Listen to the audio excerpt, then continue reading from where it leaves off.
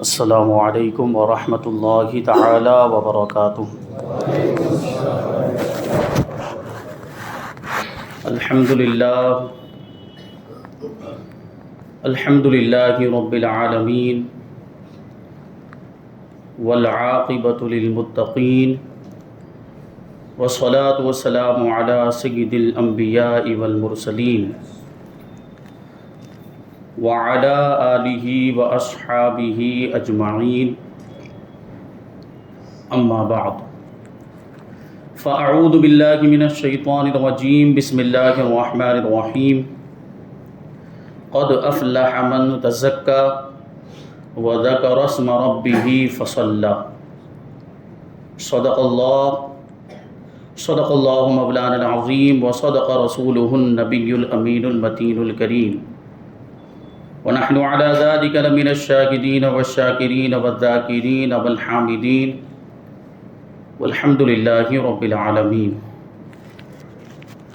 آئیے ہم اور آپ سب سے پہلے حضور سرور کائنات، فخر موجودات، باعث تخلیق کائنات، احمد مجتبی محمد مصطفیٰ صلی اللہ علیہ وسلم کی بارگاہ بے کس پناہ میں جھوم جھوم کر درود و سلام کا ہدیہ پیش کریں اور پڑھیں اللہم صلی علی سیدنا مولانا محمد معدن الجود والکرم وآلہ الکرام وابنہ الکریم وبارک وسلم صلاۃ و سلاما علیک یا رسول اللہ صلی اللہ تعالی علیہ وسلم۔ عزیزان ملت اسلامیہ، آج عید کا دن ہے، رمضان المبارک کا مہینہ مکمل ہوا، ہم سے رخصت ہوا، اور یہ عید کا جو دن ہے یہ خوشی کا دن ہوتا ہے۔ اللہ تبارک و تعالی تحفے کے طور پر ایمان والوں کو عید کا دن عطا فرماتا ہے۔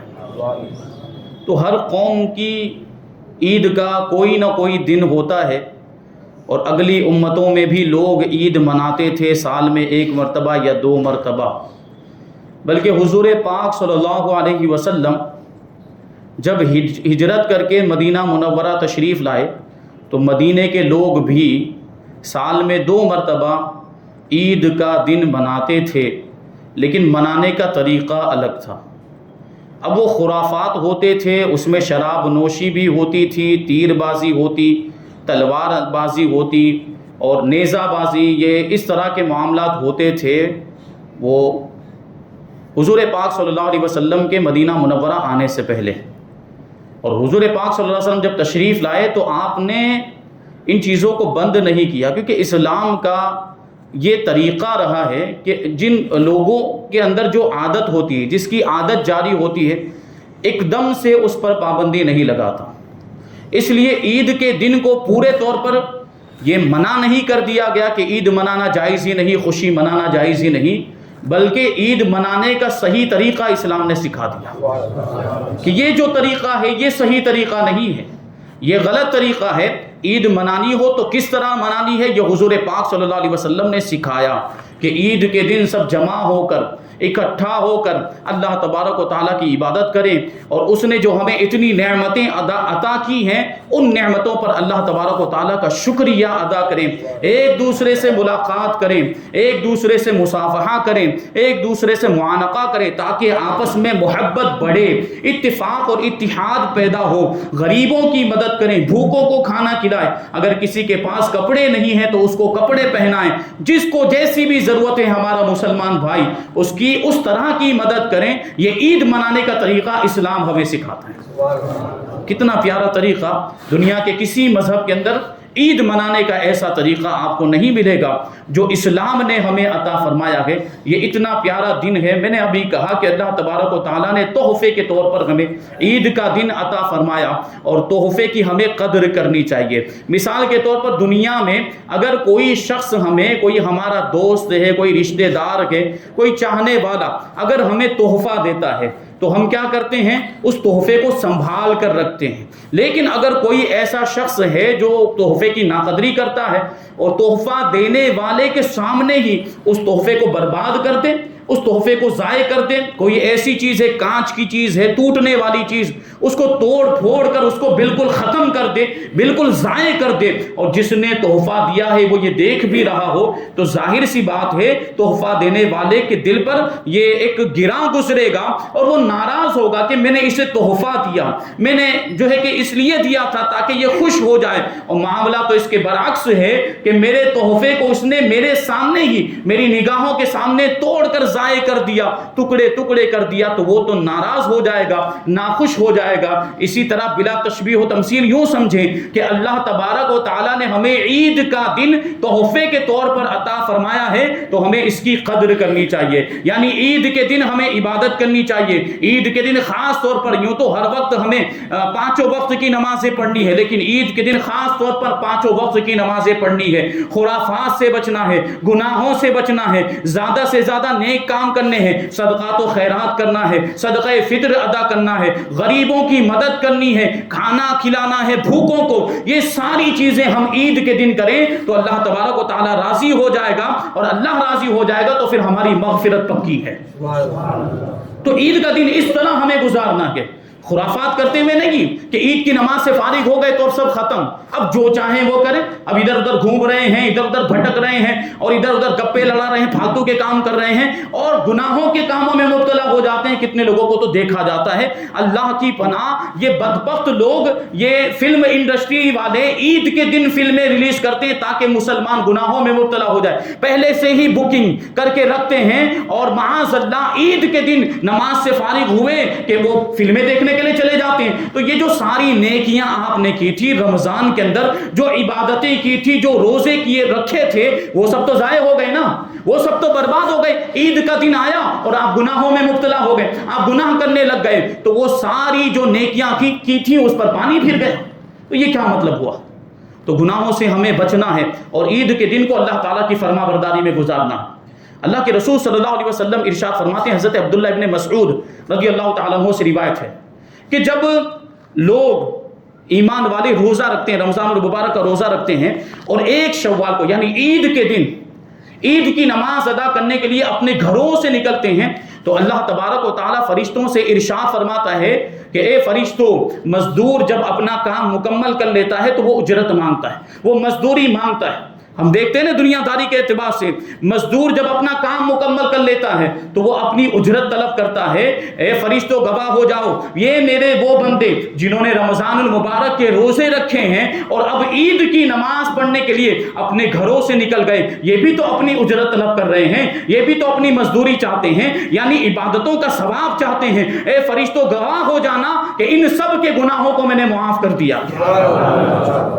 اور صرف اتنا ہی نہیں بلکہ ایک ندا دینے والا ندا دیتا ہے، پکارنے والا پکار کر کہتا ہے کہ اے محمد صلی اللہ علیہ وسلم کی امت، نماز سے فارغ ہو گئے، اب اپنے گھروں کو اس حال میں لوٹ جاؤ کہ اللہ تبارک و تعالیٰ نے تمہارے گناہوں کو نیکیوں میں تبدیل کر دیا. اب دیکھیں گناہ معاف تو ہو گئے، اور فضل و کرم دیکھیں مزید کہ اللہ تبارک و تعالیٰ نے ہمارے گناہوں کو نیکیوں میں تبدیل کر دیا.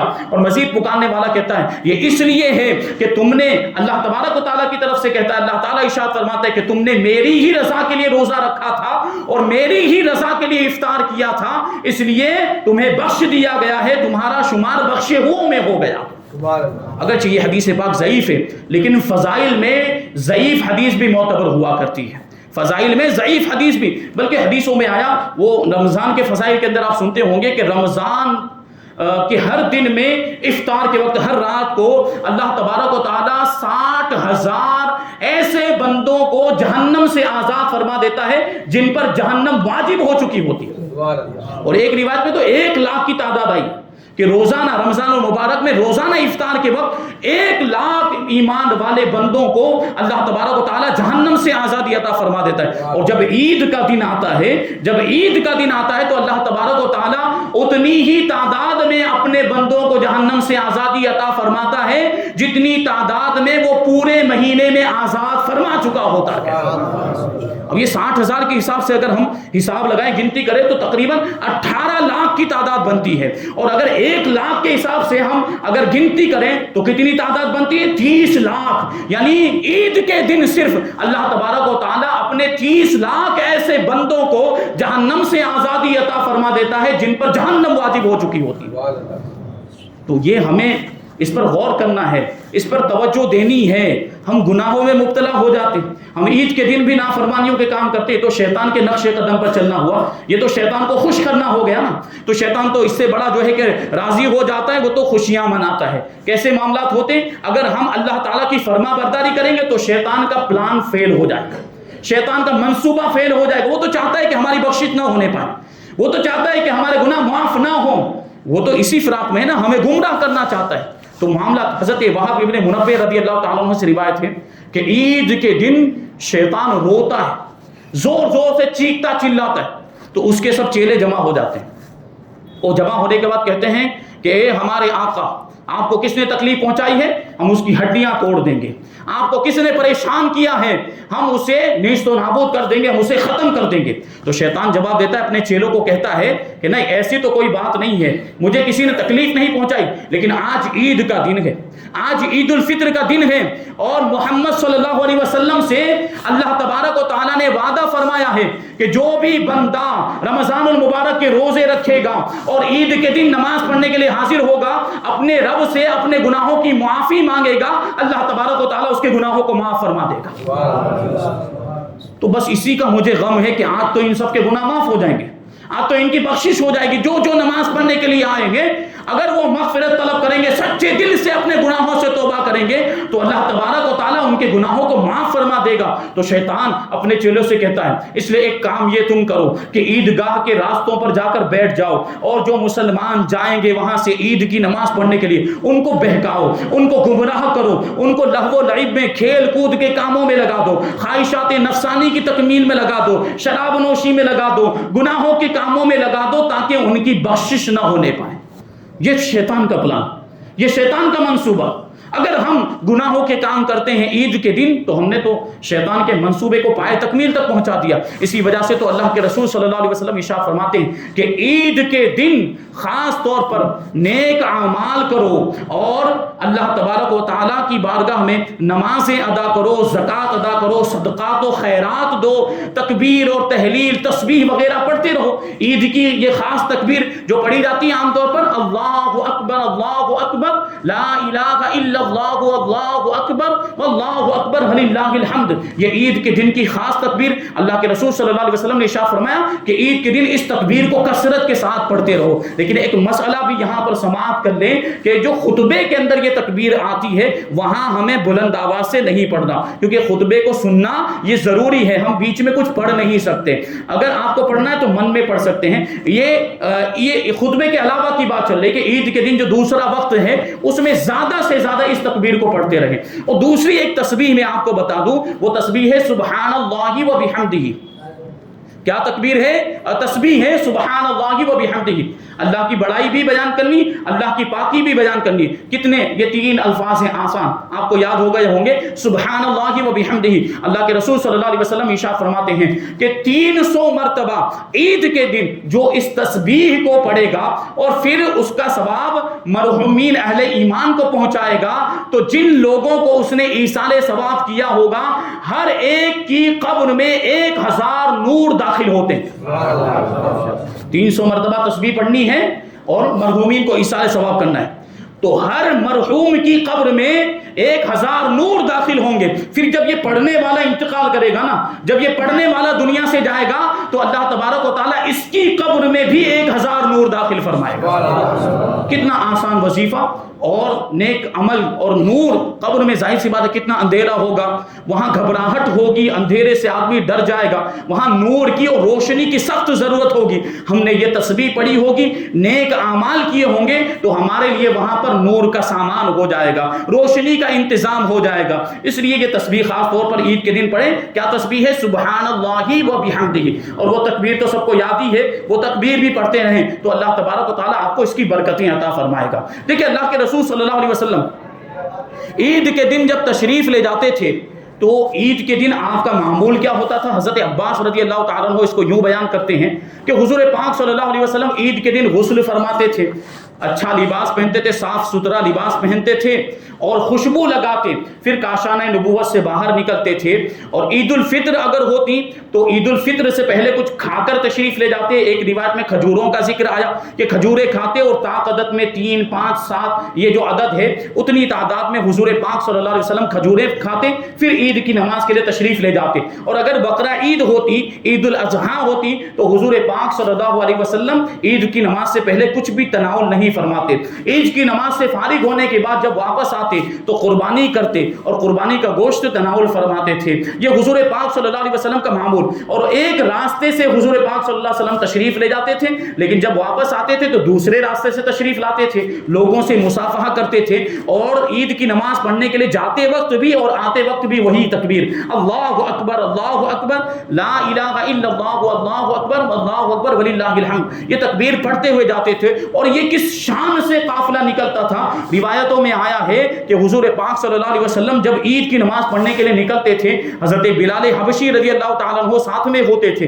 حضرت بلال کے ہاتھ میں وہ نیزہ ہوتا تھا, چھوٹا نیزہ, جو نجاشی بادشاہ نے حضرت بلال حضور پاک صلی اللہ علیہ وسلم کو تحفے میں دیا تھا. 3 نیزے, 3 چھوٹے نیزے نجاشی بادشاہ نے حضرت زبیر رضی اللہ تعالیٰ عنہ کے ہاتھ حضور پاک صلی اللہ علیہ وسلم کی خدمت میں بھیجے تھے, آپ کی خدمت میں تحفے کے طور پر پیش کیے تھے. وہ 3 نیزے, ان میں سے ایک حضور پاک صلی اللہ علیہ وسلم نے حضرت عمر کو عطا فرمایا تھا, ایک حضرت علی کو عطا فرمایا تھا اور ایک حضرت بلال کو عطا فرمایا تھا. یہ وہی نیزہ تھا. حضرت بلال رضی اللہ تعالیٰ عنہ لے کر آگے آگے چلتے تھے, اور جب لوگوں کو پتا چلتا تھا کہ حضور پاک صلی اللہ علیہ وسلم تشریف لے جا رہے ہیں تو سب اپنے گھروں میں سے نکلتے تھے اور سب اس قافلے میں شامل ہو جاتے, اور پھر لوگوں کا یہ ہجوم ایک جلوس کی شکل اختیار کر لیتا تھا.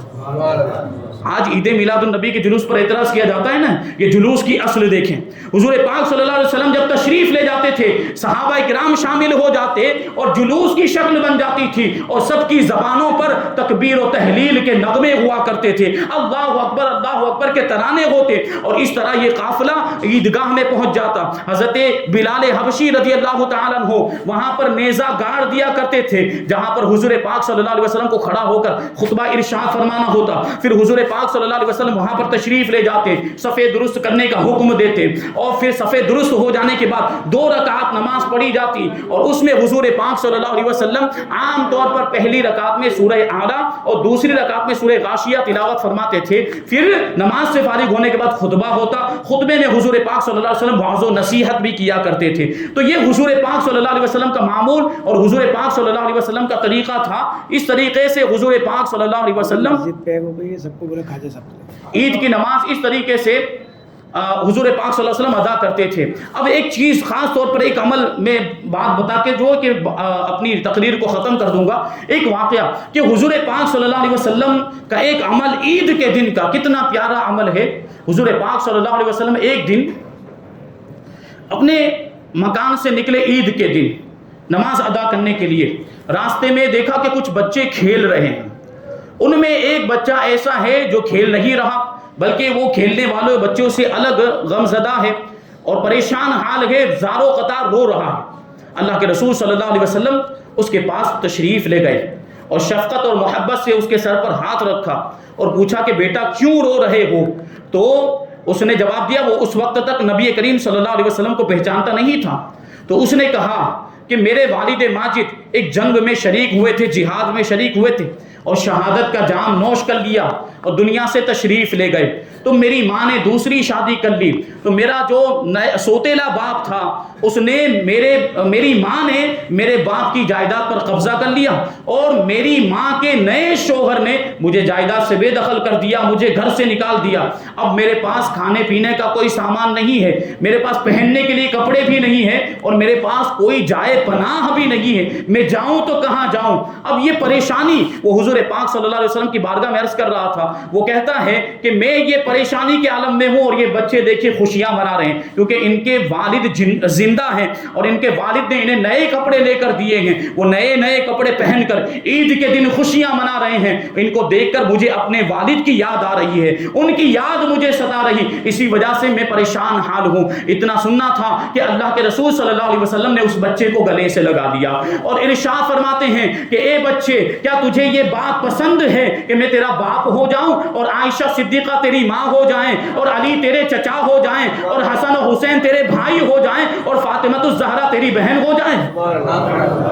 ابھی تک وہ بچہ حضور کو جانتا نہیں تھا، اب اسے پتا چلا کہ یہ تو اللہ کے رسول صلی اللہ علیہ وسلم ہیں، تو وہ عرض کرنے لگا یا رسول اللہ، اس سے بڑھ کر اور سعادت کون سی ہو سکتی ہے، میں تو راضی ہوں۔ اب اللہ کے رسول صلی اللہ علیہ وسلم اس بچے کو لے کر بڑے پیار سے بڑی محبت سے اپنے گھر لے کر آئے، عائشہ صدیقہ رضی اللہ تعالی عنہا کے حوالے کیا، انہوں نے اس کو نہلایا دھلایا، اچھے نئے کپڑے پہنائے، اس کو کھانا بھی کھلایا، خوشبو لگائی۔ اب وہ بچہ خوش و خرم ہو کر باہر نکلا۔ اب پہلے جو بچے کھیل رہے تھے انہوں نے پہلے بھی اس کو پریشان حال دیکھا تھا، پراگندہ حال دیکھا تھا، پھٹے پرانے کپڑے پہنے ہوئے اسے دیکھا تھا۔ اب وہی بچے جب اسے دیکھ رہے ہیں تو کیا دیکھتے ہیں کہ اس نے تو نئے کپڑے پہن لیے اور اب تو بڑا خوش نظر آ رہا ہے، اور اس نے خوشبو بھی لگا لی۔ وہ بچے اس بچے کو پوچھتے ہیں کہ کیا معاملہ ہوا، ابھی تھوڑی دیر پہلے تو پریشان حال تھا، ابھی تھوڑی دیر پہلے تو رو رہا تھا، پرانے کپڑے پہنے ہوئے تھا۔ تو وہ بچہ جواب دیتا ہے کہ میں اپنی قسمت پر جتنا ناز کروں اتنا کم ہے، پہلے میں یتیم تھا لیکن اب میرے والد محمد الرسول اللہ ہیں، اب میرے بھائی حسن اور حسین ہیں، اب میرے چچا علی ہیں، اور اب میری بہن حضرت فاطمہ ہیں، اور میری ماں عائشہ صدیقہ ہے۔ یہ کتنا بڑا مرتبہ مل گیا، اتنا سننا تھا۔ وہ کہتا ہے کہ یہ تو خوشی منانے کی بات۔ تو وہ سارے جو بچے تھے وہ خواہش کرنے لگے، وہ تمنا کرنے لگے، اور حسرت کے ساتھ کہنے لگے کہ کاش کہ ہمارے والد کا بھی اللہ کی راہ میں جہاد کرتے ہوئے انتقال ہو گیا ہوتا تو ہمیں بھی یہ سعادت مل جاتی۔ یہ حضور کا سلوک غریبوں کے ساتھ کیسی مدد فرماتے تھے۔ جب حضور پاک صلی اللہ علیہ وسلم کا وصال ظاہری ہو گیا، ظاہری طور پر دنیا سے تشریف لے گئے اللہ کے رسول صلی اللہ علیہ وسلم، تو یہ جو بچہ تھا یہ پھر واویلا کرنے لگا، رونے لگا، چلانے لگا، اور کہنے لگا کہ ہائے میں پھر سے یتیم ہو گیا، آج پھر باپ کا سایہ میرے سر سے اٹھ گیا۔ اور یہ خوب چلاتا، اپنے سر پہ کھاک ڈالتا تھا اور روتا تھا، واویلا کرتا۔ حضرت ابوبکر صدیق رضی اللہ تعالیٰ عنہ کو جب اس کے بارے میں پتا چلا تو اس کو بلایا، اور حضرت ابوبکر صدیق نے اس کو اپنے گلے سے لگا لیا، اور پھر پوری زندگی حضرت ابوبکر صدیق رضی اللہ تعالیٰ عنہ ایک مہربان باپ کی طرح اس پر شفقت اور مہربانی فرماتے تھے۔ تو انہوں نے بھی تو دیکھا تھا نا حضور کا طریقہ، تو انہوں نے بھی حضور کے طریقے پر عمل کیا۔ تو اس طریقے سے یہ عید منائی جاتی ہے، اور عید منانے کا یہ طریقہ بزرگوں کا یہ طریقہ ہوتا ہے۔ حضرت فاروق اعظم رضی اللہ تعالیٰ عنہ کا واقعہ آپ نے سنا ہوگا، عید کے دن نماز سے فارغ ہونے کے بعد دروازہ بند کر لیا، اندر رو رہے ہیں زاروں قطار۔ جب لوگ آئے دروازہ کھٹکھٹایا، کھولا تو دیکھا حضرت امیر المؤمنین فاروق اعظم رضی اللہ تعالیٰ عنہ زاروں قطار رو رہی۔ لوگوں نے کہا کہ آج تو عید کا دن ہے، آج تو خوشی منانے کا دن ہے، یہ کوئی رونے کا تو دن نہیں ہے۔ تو فاروق اعظم رضی اللہ تعالیٰ عنہ کیا ارشاد فرماتے ہیں، وہ کہتے ہیں کہ ھذا یوم العید و ھذا یوم الوعید، یہ عید کا دن بھی ہے، یہ وعید کا دن بھی ہے، یعنی یہ خوشی منانے کا بھی دن ہے، یہ ڈرنے کا بھی دن ہے، یعنی یہ غم کا بھی دن ہے۔ یہ خوشی کا دن تو اس کے لیے ہے جس کے روزے نماز قبول ہو گئے ہوں، اور جس کے روزے نماز اس کے منہ پر مار دیے گئے ہوں، اس کے لیے تو یہ وعید کا دن ہے، اس کے لیے تو یہ غم کا دن ہے۔ اور مجھے نہیں معلوم کہ میرے روزے اور نماز قبول ہوئے ہیں یا میرے منہ پر مار دیے گئے۔ یہ کون کہہ رہا ہے؟ یہ فاروق اعظم کہہ رہے ہیں، جن کو اللہ کے رسول صلی اللہ علیہ وسلم نے بار بار دنیا میں جنت کی بشارت عطا فرمائی تھی۔ ان کے خوف کا یہ عالم، اور ہم لاپرواہ ہو جاتے ہیں، ہم بالکل بے فکر ہو جاتے ہیں، ہمیں اعمال کی نیک کاموں کی کوئی فکر ہی نہیں ہوتی کہ ہمیں کیا کرنا چاہیے اور ہمیں عید کے دن کو کیسے گزارنا چاہیے۔ یہ اللہ والوں کی زندگی ہے، اس سے ہمیں سبق حاصل کرنا چاہیے اور غریبوں کی مدد کریں اور نیک کام کریں، فرما برداری کے کام کریں، جس طرح ہو سکے اچھے کام کریں عید کے دن اور نمازوں کی پابندی کریں تو اس کی برکتیں ہمیں دیکھنے کو ملے گی۔ اب اللہ تبارک و تعالیٰ کی بارگاہ میں دعا کرتے ہیں کہ جو کچھ بھی بیان ہوا اس پر ہم سب کو عمل کرنے کی توفیق عطا فرمائے اور عید کے دن کو نیک کاموں میں گزارنے کی توفیق عطا فرمائے اور ہماری پوری زندگی کو رمضان کی طرح بنائے، پوری زندگی ہمیں عبادتیں کرنے کی توفیق عطا فرمائے۔ وما علینا الا البلاغ۔ اب کچھ اعلانات سماعت فرمائیں۔ پیائی کہہ رہے باہر بچھانا مت، زبان بہت ہے، جو باہر بہت لوگ کھڑے ہیں، ذرا بولو۔